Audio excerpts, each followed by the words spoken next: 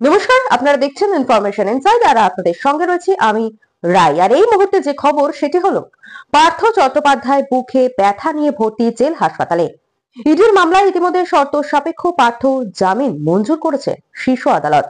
তবে supreme court জানিয়েছে 1 ফেব্রুয়ারির মধ্যে পার্থ চট্টোপাধ্যায় জামিন পাবে।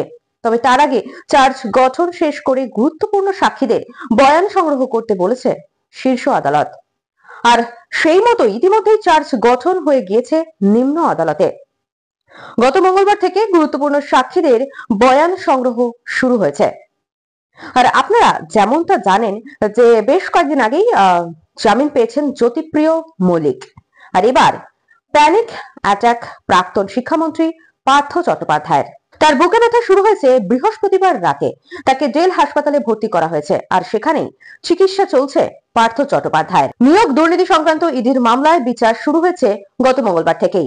সাক্ষ্য গ্রহণ পর্বে বৃহস্পতিবার আদালতে উপস্থিত ছিলেন রাজ্যের প্রাক্তন মন্ত্রী পার্থ চট্টোপাধ্যায়।